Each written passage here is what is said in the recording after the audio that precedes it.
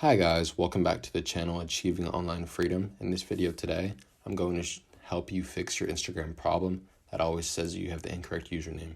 So let's get right on to the video. So all you want to do, or I guess I have to, just log out of Instagram, and then you want to go to your Instagram app. From here, I'm going to see your username and your password. So if you're having this problem, you try to put in the right username and you cannot seem to get logged in. One thing you can do to kind of bypass this is to get rid of your username and then put in your email instead. So you could just back out of here and then you can put in your phone number, username, or email.